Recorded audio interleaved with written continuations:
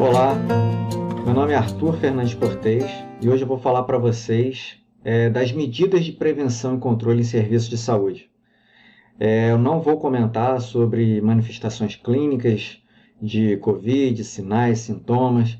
O meu enfoque será para os profissionais de saúde, voltado muito mais para que haja uma percepção do seu ambiente de trabalho, da sua unidade de saúde, se ela tem todos os insumos, equipamentos, tem todas as rotinas necessárias para que vocês possam se prevenir e evitar contaminação dos seus colegas.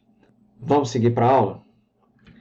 Primeiro, eu vou falar um pouquinho do roteiro. As medidas de proteção, elas são muito amplas, então eu quero chamar a atenção por que a gente vai pesquisar isso, por que a gente vai falar sobre isso, e especificamente eu vou falar das vias de transmissão, como ocorre a transmissão e a disseminação do SARS-CoV-2, o novo coronavírus, e por que a gente deve ser tão precavido assim. Antes da triagem, nós também temos que ter alguns cuidados.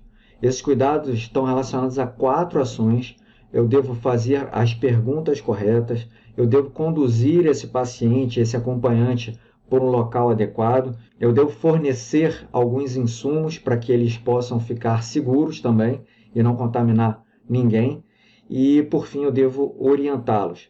E a triagem propriamente dita, eu vou focar em relação ao paciente, acompanhante, aos profissionais de saúde, mas também aos profissionais de apoio, aqueles que estão diretamente relacionados dentro do hospital ao cuidado da Covid-19. Vamos dar sequência aqui. Quais são as vias de transmissão? Eu preciso entender isso para saber que medidas de prevenção, que medidas de controle eu vou atuar. Eu tenho aqui gotículas respiratórias, a principal forma de transmissão, até porque ela é muito mais precoce e ela dura também por muito mais tempo durante a doença. Inclusive, pessoas assintomáticas ou pessoas oligossintomáticas podem carregar o vírus na nasofaringe, na orofaringe, mesmo que só tenha alguns outros sintomas, como febre, mialgia, sintomas gastrointestinais. E as gotículas respiratórias são caracterizadas por partículas líquidas que têm uma velocidade, um tamanho, obviamente eu não vou falar disso aqui, será motivo de outra aula, e essas gotículas elas vão ter uma transmissão a partir de uma certa distância. Ou seja, essa gotícula ela vai transmitir para uma ou mais pessoas de acordo com a distância que essas pessoas fiquem entre si. E essa distância recomendada pela Organização Mundial de Saúde é de 1 metro. Tá? Em outra aula eu vou comentar se poderia ser um pouco mais, de acordo com alguns estudos, mas em princípio 1 metro a gente estaria seguro em relação às gotículas, que são partículas líquidas que vão carrear esse vírus ou outros vírus para outras pessoas. Uma outra forma de contágio é o contato direto. Então, a pessoa tosse, a pessoa coça o olho e aí leva o vírus, ao apertar a mão, abraçar, beijar, leva o vírus para outra pessoa. Já é uma forma de contato direto, mas também existe a forma de contato indireto. Prestem atenção que esse contato indireto é pouco valorizado, mas já tem estudos mostrando que você permanece com o vírus vivo em ambientes ou em estruturas metálicas, papelão, por até 72 horas. Então, os principais fomites, vamos dizer assim, de disseminação são celulares, tablets, corrimão, maçaneta, teclado de computador. Daí a importância de higienizar, não é só lavar a mão quando for encostar na outra pessoa, não é só lavar a mão quando for colocar a máscara, mas é lavar as estruturas todas. E essas estruturas, elas permanecem com o vírus vivo por até 72 horas, óbvio que dependendo do calor e da umidade também. Quanto maior o calor e maior a umidade, menos chance do vírus permanecer vivo ali.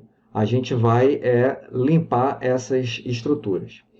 Bom, seguindo, agora a gente vai propriamente para as medidas de prevenção e controle antes da chegada ao serviço de saúde. Eu quero que vocês pensem o seguinte: imagine o paciente entrando com um acompanhante na sua unidade, a sua unidade básica de saúde, o seu hospital, o seu ambulatório. O que poderia ser feito para evitar uma contaminação, para evitar uma disseminação dentro da sua unidade? São essas 4 ações. Então, antes mesmo do indivíduo entrar, tá, você deve pensar em 4 ações e a primeira delas é perguntar: o senhor ou a senhora tem sintomas respiratórios? Sintomas respiratórios quais forem. Por exemplo, não é só tosse e espirro, tem coriza, congestão nasal, além da própria febre, que a gente sempre pergunta. A febre também é outro sintoma muito importante. Então, perguntou isso, respondeu positivo a qualquer sintoma respiratório ou febre, esse paciente deve ser conduzido. Geralmente são pessoas da recepção ou até mesmo seguranças, mas eles vão conduzir essas pessoas, esses pacientes, para um ambiente amplo, ventilado. Caso não exista esse ambiente, você pode colocá-lo numa sala, de preferência que a porta não tenha maçaneta e as janelas fiquem abertas.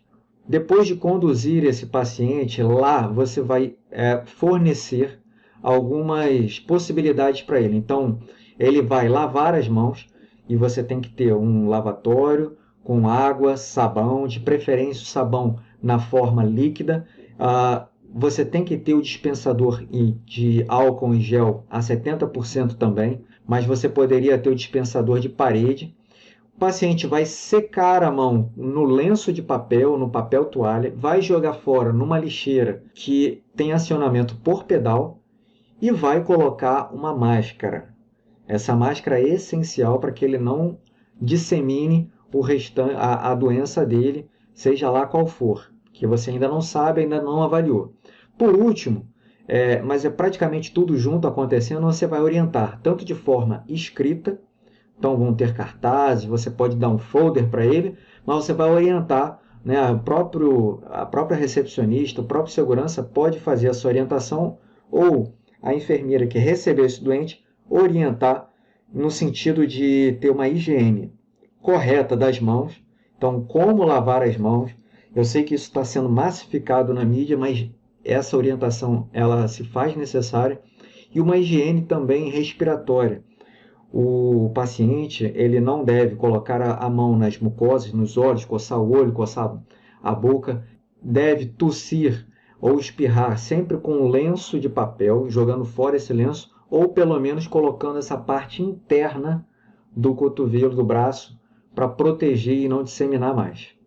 Bom, dando sequência, agora seriam as medidas de prevenção e controle já na triagem. Esse paciente entrou naquela região cinzenta, né, ainda não está dentro do hospital, ainda não está dentro do seu ambulatório, mas ele já passou por uma pré-avaliação e agora ele está dentro da triagem.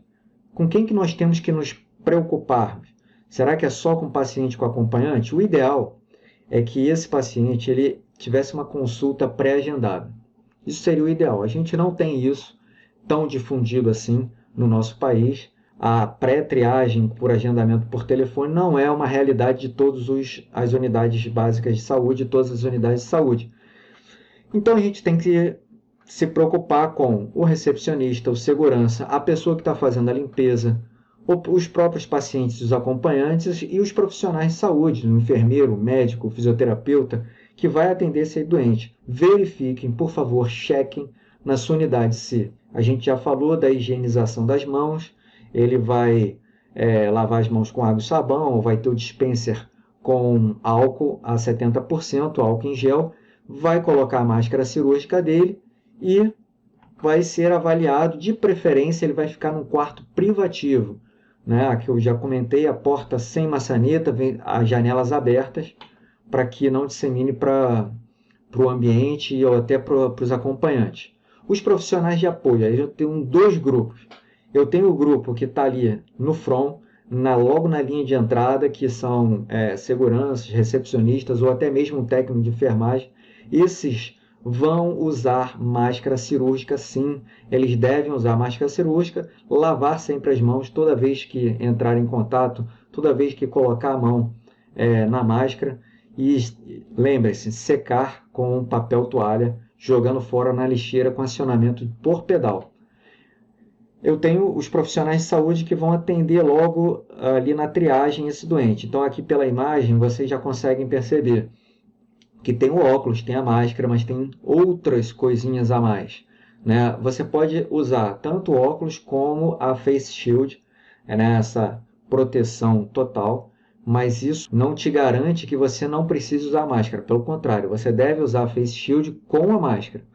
Um detalhe importante, né? Geralmente esses profissionais eles estão numa assistência a menos de 1 metro dos pacientes e devem higienizar as mãos sempre antes e depois da troca da máscara.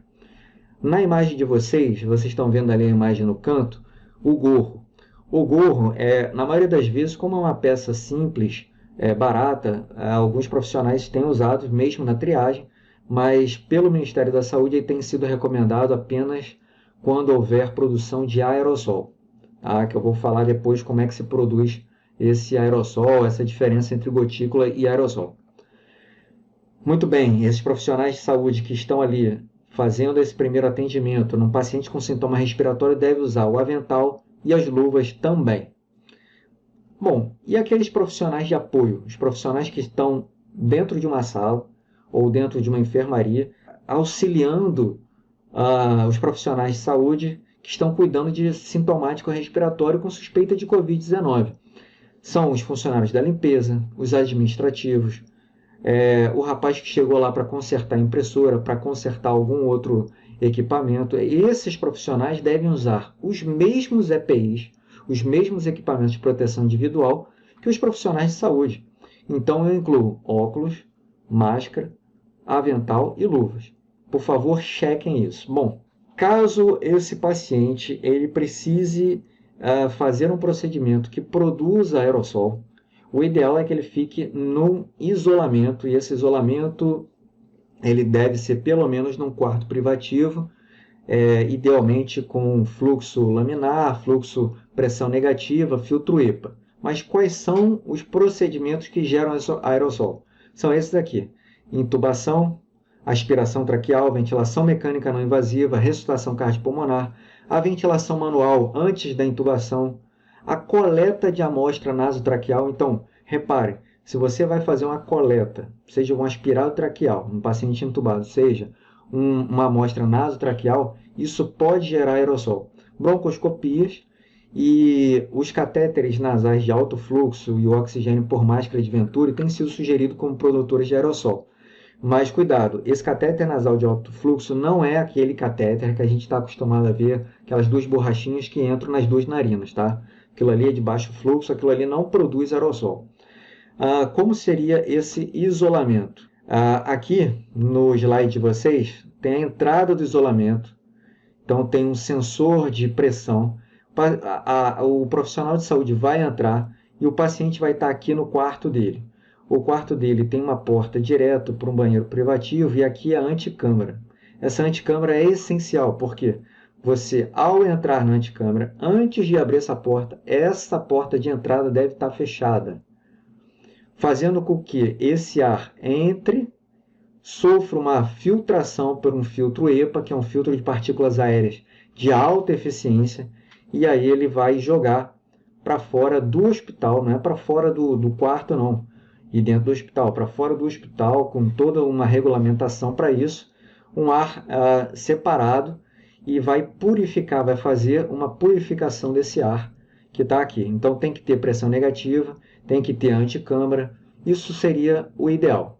A gente sabe que nem todos os hospitais, nem todas as unidades de saúde têm isso.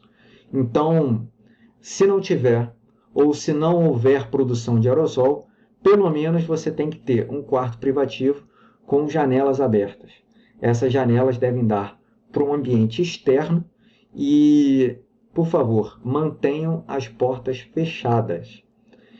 Eu já comentei, a porta, o ideal é que não tenha maçaneta, mas que tenha um acionamento por dentro. Então, para você entrar, você vai só empurrá-la. Mas a porta deve ficar fechada, porque senão você, numa enfermaria com quartos privativos, o paciente, ao tossir, ao espirrar, pode acabar contaminando todos os outros, inclusive os profissionais de saúde. Problema: não há quarto privativo suficiente. Então a gente não tem uma um quarto com filtro EPA, pressão negativa, não tem quarto privativo. Tudo isso já está pensado pela Anvisa, pelo Ministério da Saúde, como situações possíveis, né? Nem todo país tem uma estrutura robusta dessa. Aliás, essa pandemia veio exatamente para isso, para mostrar que a gente não tem uma estrutura hospitalar suficiente.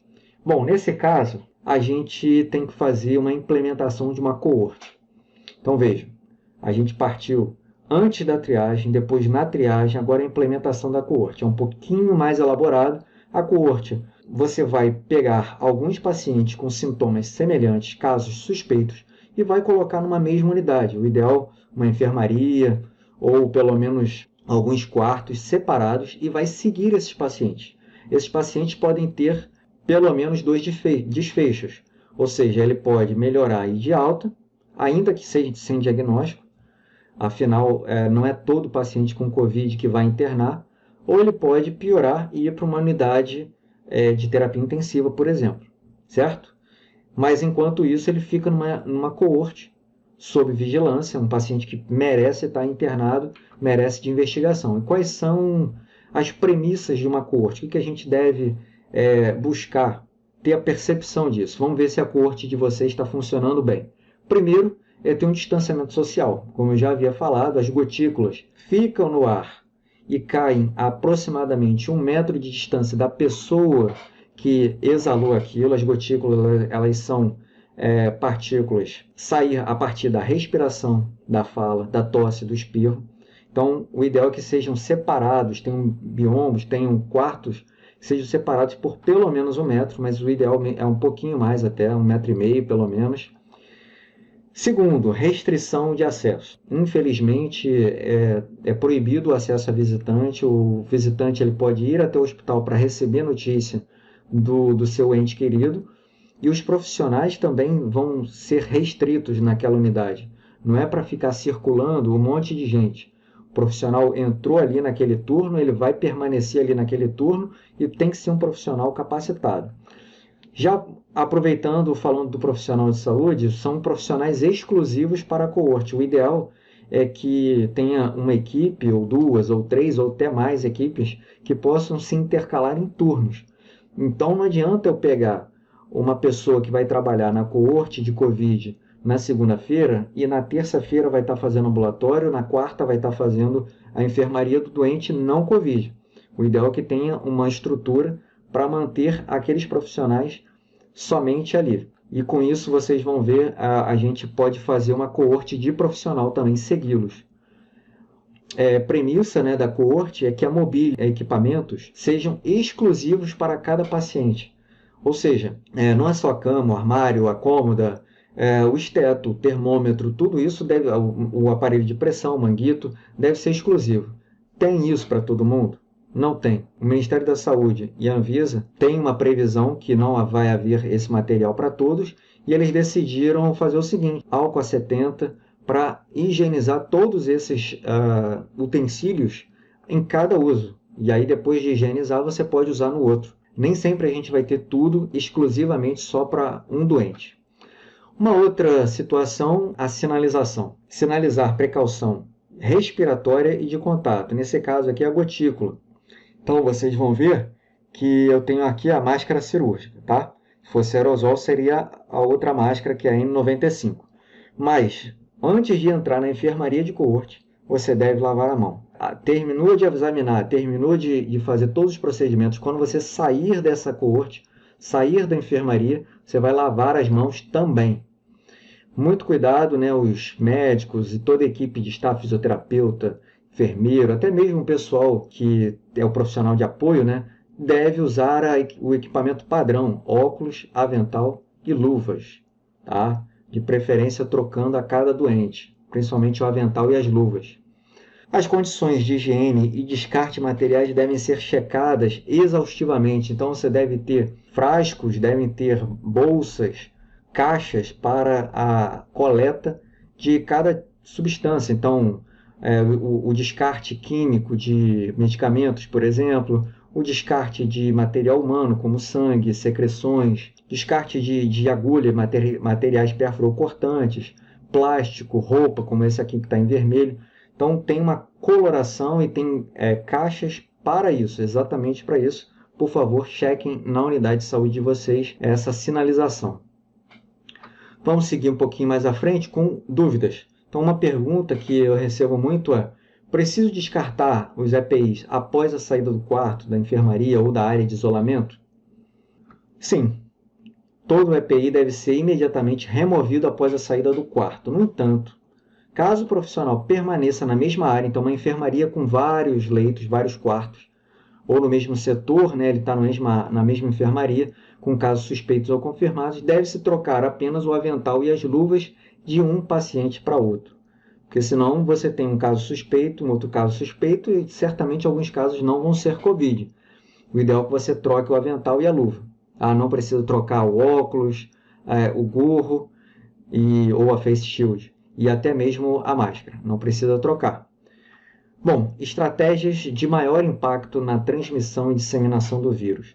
Eu vou terminar em breve e eu acho que isso aqui é o que tem de mais importante para que a gente possa pensar novas medidas, soluções, porque o mundo está vivendo em constante reciclagem.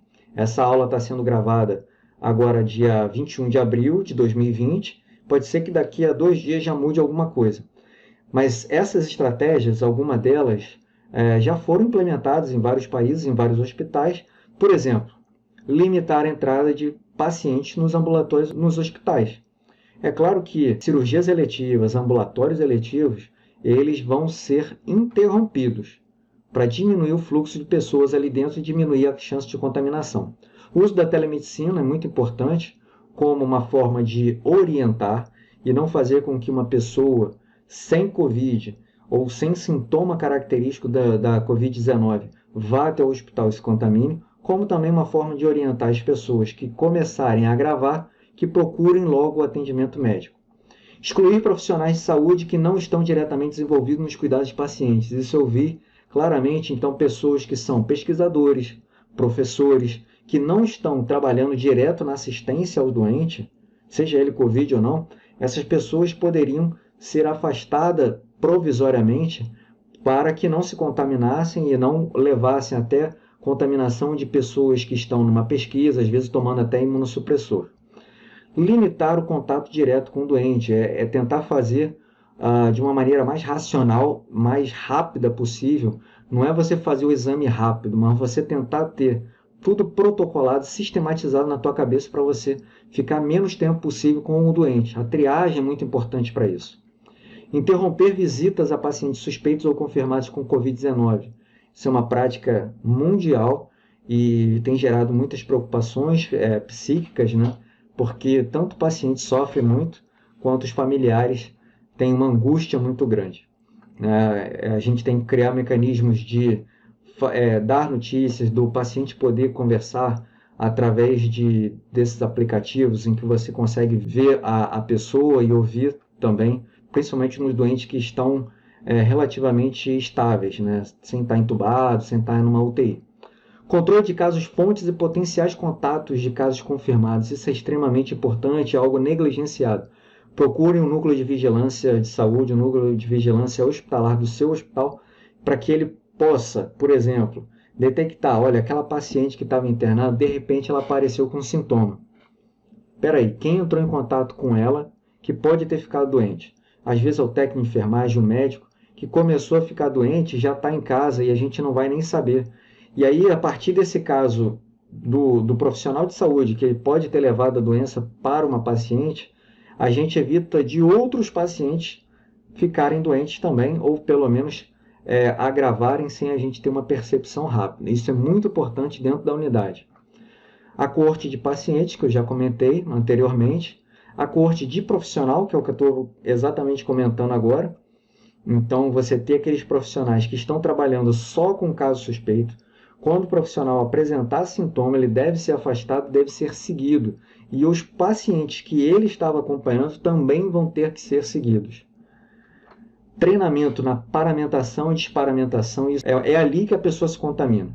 A gente precisa dar a importância na paramentação e desparamentação. É muito comum Já na desparamentação, o profissional já cansado, ele começa a tirar e aí ele vai perdendo, ele está doido para ir no banheiro, está doido para beber água, está doido para comer e ele começa a tirar a luva, tirar o avental, daqui a pouco ele vai e encosta no rosto para tirar a máscara e aí nisso ele já se contamina. Teste de ajuste imediato, isso é difícil, porque os casos estão galopando, né? Então, o teste de ajuste imediato é o seguinte: a gente pega ali o profissional com expertise, infectologia, a enfermeira de UTI, o fisioterapeuta respiratório, pega esses profissionais para eles já começarem a passar seus conhecimentos, treinar as equipes, para que no primeiro paciente que chegar na UTI, todo mundo já saiba o que fazer, todos os atores já saibam como agir.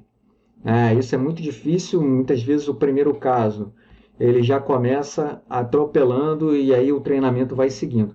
Mas o teste de ajuste imediato é importantíssimo.